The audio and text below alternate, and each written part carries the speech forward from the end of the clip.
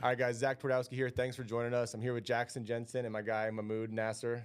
Thank you all for joining us today in Austin. We just are right in the middle of a lock-in. We have about 65 agents in our office here. We're super excited. We have Jackson's working with Mahmoud, and we've brought a lot of guys over who have done other sales before, and just wanted to kind of talk through what we've seen from the people who have, whether it's pest control, alarm, solar, other insurance, but a lot of people have found our platform and gone, hey, like I have a really amazing sales background. I've learned a lot in sales. I've had a lot of great mentors in sales, but I need a more stable kind of ship to go with. So, Jaxson, this is your first event with us. You're just getting started. Your first 4 days in the business, you sold 15 grand. So you'll get paid probably $11,000 to $12,000 within the next week or so. And you've done sales before. You've done really well for yourself before. What are a few of the things that kind of stood out to make you decide, hey, I want to make a transition to do an insurance sales. It's the right time, the right place for me and my group to be.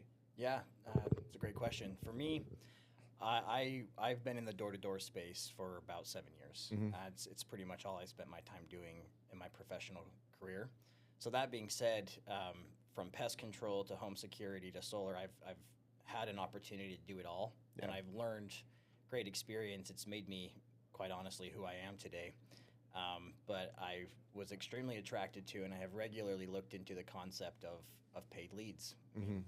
Being from door to door, you're cold knocking neighborhoods, and you can't just go buy more doors, and you can't get a no or a yes out of somebody who just doesn't want to give you a yes. And so the concept of getting paid leads and being able to talk to people who already have a level of interest, it's extremely attractive for somebody who is prepared to go through 8 to 9 no's on the door with a complete stranger who has no idea who you are. That was an attractive concept for me. So you're from Utah originally. Why does everyone from Utah do door-to-door sales? Like the amount of door-to-door sales people I've met from Utah I think that's like a rite of passage to live in Utah, right? Yeah, I think there's an obvious unspoken answer. I think the reality is a lot of us are that come from Utah are born from a strong religious faith. Yeah. And that's the LDS faith. Mm-hmm. And a lot of us, when we graduate high school, we're encouraged to go on a 2-year service mission. And that 2-year service mission is what you would consider very similar to the hard work that a door-to-door sales rep puts in. Got it. You are from 6:30 in the morning to 11 p.m. at night. You are waking up. You are acting solely with other individuals to go out and preach a message that, quite honestly, absolutely nobody wants to hear.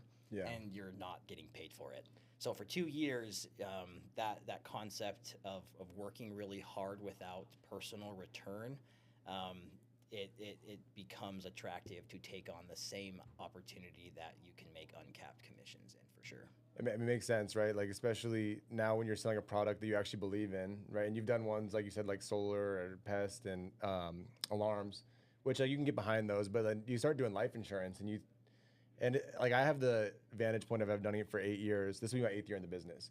And I've had from people I wrote policies on, I think 30-something death claims. So like I've gone through that experience. I've seen it. I've had downlines. I've had death claims. But it becomes very real when you have the first person who is on the phone crying because they're sad, but they're also grateful that they have the death claim. It's hard to explain that experience. But now that you're selling something like you said that you like really, really can get behind, it's got to be a good feeling because you're providing a good service for everyone, right? Absolutely, yeah. Actually, early on in my door-to-door career, when I started making, I would say, better money than I was prepared to make, it was my mentor at the time, he's been my mentor my entire career. He owns the company I came from. He encouraged me to put my money into smart places. Yeah. And ironically or coincidentally, the first place he encouraged me to put my money into was life insurance policies, whole life insurance policies, to leverage personal banking and things like that. So that got me extremely attracted to it when at a young age I was having conversations with agents about when I die. And it did. It gave me a different perspective. It started causing me to think differently in life. And from that point on, I realized most of the things I had sold were more of just a temporary basis or something that if I could show up and build the right energy around at the right time, then I could get anyone to buy. Yeah. But when you really hit the topic of life insurance, there's not a single person that walks this planet that you can't tell me needs it without my involvement of convincing them. They can likely come to the realization at some point or another that this is extremely valuable for them. Yeah, absolutely. Mahmoud, for you with like these guys, the guys you're working with now that have already had sales experience, like coming on and having a lot of success, what's that transition period been like to have people who have already done sales and quite frankly harder sales? We were joking yesterday in a training, like I consider what we do order taking because it's people that filled out leads, you're calling them, you be assumptive, and you don't have to have some long drawn out script where you kind of go in circles and get to the point. Like you're like, hey, you filled this out. Let me see why you filled it out. Okay, here's our recommendation for you. What's it like working with salespeople that have already done sales to be able to transition them into insurance sales? Yeah, what I've seen, it's been a easy and smooth transition for them because like Jaxson, Joey, Mo, like these guys understand hard work. Like they were going out there and knocking on doors for 12 hours at a time, and like they're not afraid to get told no, especially in their face. Like when I told them like 50% of the leads will hang up on you, just because they feel that like they were excited, like they were happy. That's awesome. They were like, oh my God, that's amazing. Like we come from 99% like F-off ratio. Yeah. And so like they understand hard work, like they're disciplined, they understand sales. And like when they plugged into our system, like we already have the scripts, we have the objections, we have the trainings. So it's just been like, hey, read this. Like they know how to read. It's like plug into this. They see someone else do it. And it's like, I can do it. Yeah. And they're confident in themselves. They're like, I can do it better than them. Right. And I think that's why they've had like such an easy transition. Yeah. And I think it's funny because it's taken us a while to get dialed into the point where we are now, right? Like you guys were doing in-home sales, like door to door. We were flying across the country to sell, like Mahmoud was flying across. I was flying all over the place to get enough leads to sell insurance. And then we kind of figured out the virtual world of, okay, like we can all, so my initial office, our biggest office was in Denver. We have a 15,000 square foot office there now, but we've had 3 different ones there. And the problem we had fast was we were recruiting really fast because we had a few people making money. And then we got to a point where we're like, oh, we don't have any more leads in the area. So then our pitch had to be like, hey, kind of like what you guys had to do in your business, like, hey, come in here, we're going to dial here, and then you're going to get on a flight and go sell insurance somewhere else, right? Or we're going to go out for a week or two and sell insurance somewhere else. And when we transitioned to virtual sales, it made our business so scalable because the lead cost went down because you're targeting either a full state, a region, or the entire country. So you're getting leads $5-6 a lead now. Before we were paying $80 a lead at some points to get local leads. It was pretty insane. And then you can have a lot of people in one office because it doesn't matter because they're all calling, you're calling people in Alaska, he's calling people in New Jersey, like I'm calling people it doesn't matter. It's nationwide. Right. So it's become really scalable. Did that kind of play into your decision to make a change at all? Like whether you want to work, nationwide or be in an office with all your guys or be at home on Zoom, like you can be a lot more flexible depending on what the sales reps individuals' goals are? 1,000%. A very common business model in the solar world is a blitz model where you travel your reps out for 10 days. So the amount of money that you have to spend as a manager that you're responsible for to just get bodies out to an area just to knock on cold doors. Yeah. So for me, there was already a high level of investment going into what I considered at that point to be a higher risk because there were just cold doors. When you tell me that now I can reduce attrition by a dissatisfied net rep not caring about paying to leave their home, or we're reducing the pipeline time frame it takes to get paid, and you have direct access from not only one but multiple trainers 24/7 to help you through a phone call. That was probably the biggest thing for me. On the doors, I've only ever been trained through a group role play, which those are great. Role playing's phenomenal. But they're not real. They're not real. You're kind of just taking hypothetical scenarios and it boosts up some confidence. At best, you're shadowing somebody on the doors. It could take you one day. It could take you a couple weeks. And you may not get paired with the best person. Exactly. Right? I always feel fortunate that I was able to watch somebody for a day or two and then go off. When I came out on this trip, I made an effort of myself to just, be humble, not have expectations, and be the best follower, considering it was an industry I had no experience in. And it was really cool. I'm 26 at this point, about to turn 27, and I've always been in a situation where I've had to help people that are older than me, so it's made me even a certain way. But it was really cool to just be thrown on a call, only having watched one or two and feeling like, you know what, I can do this. I was definitely nervous. The individual spoke up, and very quickly there were about 2 or 3 individuals from Mahmoud's agency that were younger than me, had less sales experience, you could say, but they just had an authentic, intrinsic desire to step over, to help me, to make sure I got it done. And I confidently closed that sale because of the help of multiple agents that had more experience. Yeah. And that was a reality check for me, because I put myself in the shoes of multiple reps that have worked for me, whether they're successful reps or whether they're reps that haven't panned out. Yeah. And I'm like, holy smokes, with this type of training, with this type of involvement, with this type of direct access, whether in person or virtual, I don't believe that, you have to put a pressure of a time frame as much on the learning curve as you do in the door-to-door space. And that was huge for me. We just, at the end of the day, reps just want to make money. And when you have a clear path that's scalable and duplicatable, so yeah, 1000%, the investment. How much would it in life cost if you insurance were, is so you're way better. taking 10 people to do a blitz? What would that cost outlay be? Oh my goodness! To purchase an Airbnb, you're spending about $3-4 grand for a team around 10 people, and then to buy all those flights, another $7 to 10 grand. So I mean, I'm 15 to 20 grand in the hole, just to get my team out there, and that's before production has even taken place. So that puts more of a pressure on the production of that blitz. And if you don't produce, and then you fly home, now you're a manager of a business that's in the hole, and you have to mentally motivate this team to go out and do better the next month.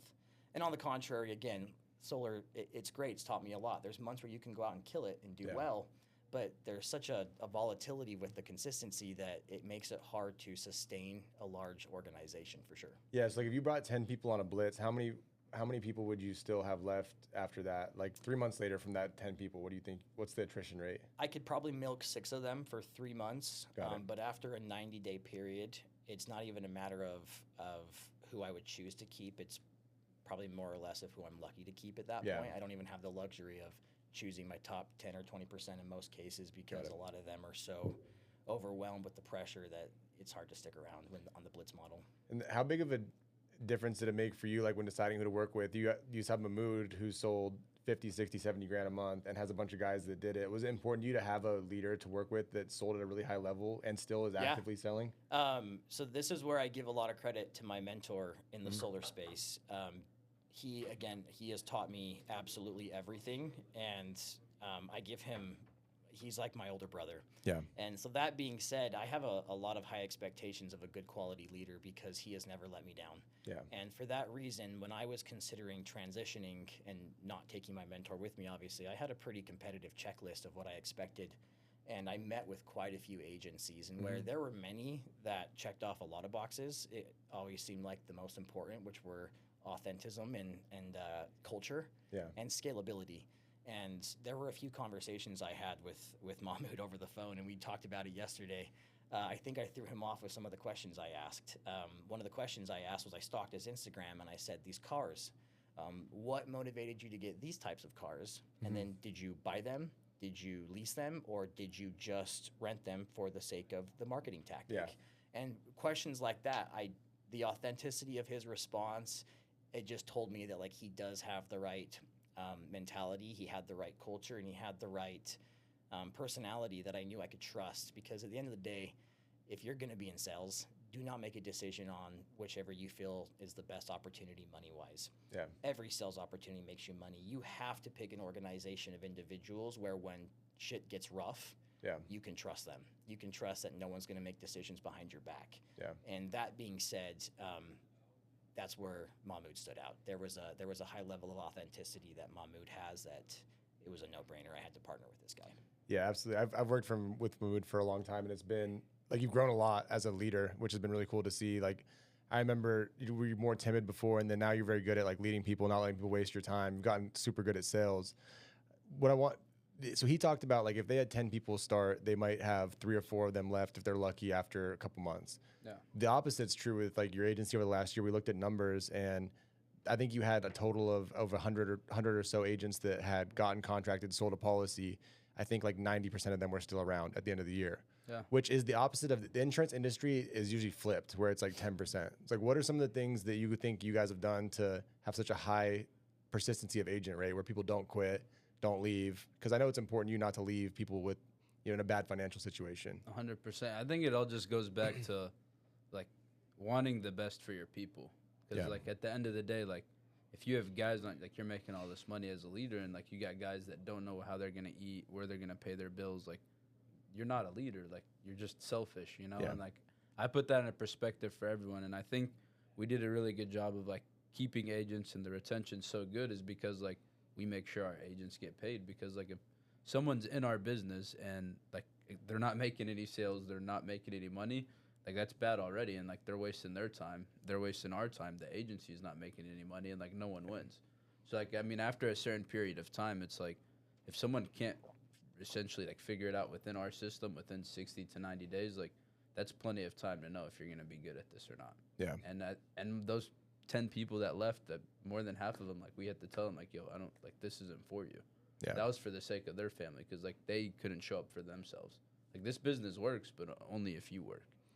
Yeah, and I think it's important, because if those people hang around, and I've heard you talk to people about this before, like if you hang around and sell $2,000 a month, I still make an override, but you're going to be broke and your family's not going to make any money. Like you should go get a job, you know. And it's hard when there's money involved to be selfless, but if you can do the right thing by people, you'll attract people like this that want to work with you because they see your morals are in the right place. Exactly. From us, go ahead. No, I was gonna say it's like when you have someone that's been here for 4 months, 5 months, not performing at the highest, and you see guys like these guys come in and crush it within their first month, 2 months, is because like they understand what's at their hand, like the opportunity that they have, and they're gonna take full advantage of it. Yeah.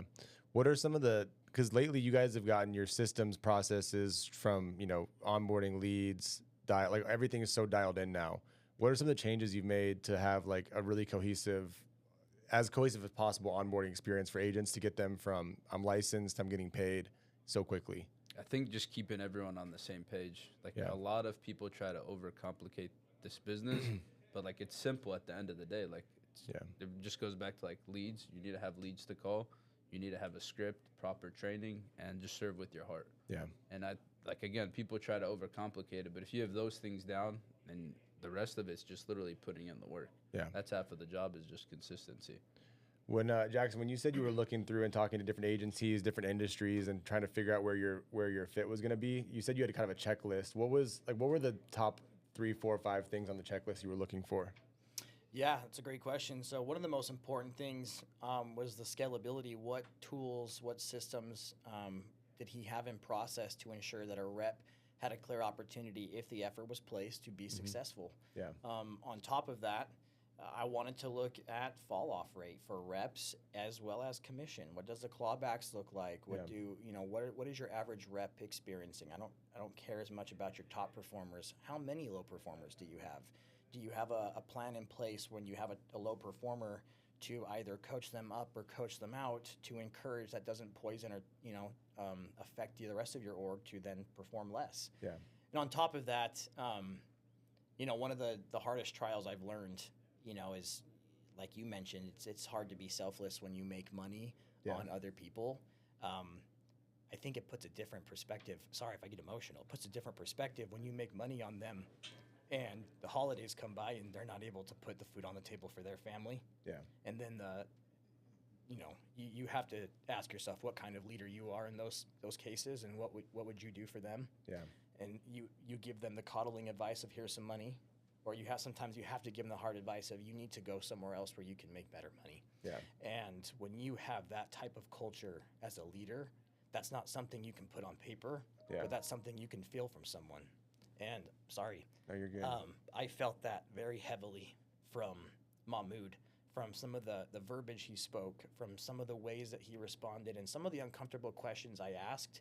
I did not get the answer that I was hoping for, but I also got a better answer that I appreciated, because of the fact that he did not have any intention to lie to me or be dishonest. He wanted me to know the truth. Yeah. So the honesty and the integrity and a desire to lead your people by example was huge for me, and that was probably that was the most important factor for me, being that coming from an industry where, again, you're knocking doors, you're hustling, sometimes the dog-eat-dog, it brings out the bad sides of you. And when you can be in a dog-eat-dog industry where you have leaders that will bend over backwards and put a shirt on your back in a snowstorm, that's somebody that I'll go to war for. Yeah, and I mean that's been so clear to me when I've worked with, like, when we went to their opening in Kentucky, and like his dad was there, his mom was there, his whole family was there. everyone was so proud of you, right? And you know, getting to see your dad like just be so proud of you opening an office, and it's more than just for us. Like this is not just a business; we're all family together. Right. And I've got to work with people like Mahmoud, Wiley since they were like literally he was coming out of college, you know, and I didn't know what I was doing. I was 23 years old trying to figure it out too. And so I think we all look at it like this is family. We're in business together. It's not just short term. Right. And we try to take like, hey, 3, 5, 7 years down the road, who do we want to be partnered with? How do we want to work together? Right. You know, do you have to have hard conversations sometimes? For sure. And has there been times we don't agree? There always will be. But if you're honest with people and do the right thing by people, this will be a long-term business. Right. Mahmoud, for you, what do you think's changed? Because you used to not be able to recruit people that were this high caliber, but you've evolved a lot as a business person the last few years. What are the few of the things that you think was it mental changes, or what changed for you to where you became someone who was a really good salesperson, and then you became a killer who's also a very high business operator and very likable and charismatic? Like what are the flips that you think switched with you? Dude, I think because like I've always been good at helping families selling insurance, but like the recruiting side, I was completely new to it. Yeah. And I think it was like same thing when we lead with our heart with the clients. Yeah. Lead with your heart with recruits. Like figure out their situation. How can you help them? What are their problems? Like what's their why? Yeah. And when you figure out their problem and you can provide a solution for them, it just makes it so much easier. Because the hardest thing for these guys is like, especially the leaders that transition over, is like they were making good money. Yeah. It's like it's pretty hard to tell someone that's making multiple six figures, like, hey, quit your job. Like this is what I'm doing. Like it's not just like a one-time conversation. It's a lot of consistency and like just being complete transparent. Yeah. And I think just being honest and like people can sense like Jaxson said, like you can tell if someone's BSing you or not just by like looking at them in the eye. And just like you've always been there for me, Wiley's always been there for me. It's like I think just being genuine with people goes a long way. Like I've always been a firm believer, like if you do good and do good by others, like you will be done good by, you know? Yeah. It's just like the belief that I have. Yeah, I had a hard time recruiting when it was about like me making more money, because I sold a lot and I was like, I make enough money, it doesn't really matter. But then when it became, and Sean was the one that always taught me this, he's like, okay, think about you when you were 22, and because it took me like 2 years to start recruiting, really. I was like, okay. He's like, all right, like where were you at in life? And I was like, dude, I was drinking a lot, like I was having all kinds of problems. I was trying to decide if I want to go back to school or not. I was probably depressed sometimes because I didn't know what I wanted to do in life. And he's like, all right, like this business changed your life in a lot of ways outside of the finances, right? Like, yeah. He's like, so you're not sharing it with people that are like you were when you were 22 is selfish, right? And like once that clicked, I was like, okay, like now I can recruit with the goal of helping develop people who need change in life, you know? Yeah. And I'm like, I've been sober for 4 years. Like I'm married, I have 2 kids now. Like I don't think I'd be in the financial situation, definitely not. But I feel a lot better of who I am as a man and as a person because of the people I've been around that have helped me in this business. And I think like that's what started standing out for me is like, oh, can I help you? Can I help develop people to become leaders and men as opposed to just make overrides, you know? And that's when it becomes real. And that's when you build a business that's built on a really solid foundation, I think. So, well, guys, I appreciate it. I know we got a little deep today, but thank you for jumping on, man. Looking forward to seeing the amazing year y'all are going to have, and appreciate you coming into Austin. Yeah, thank you guys for the opportunity. Looking forward to it. Thanks for having us. Yep.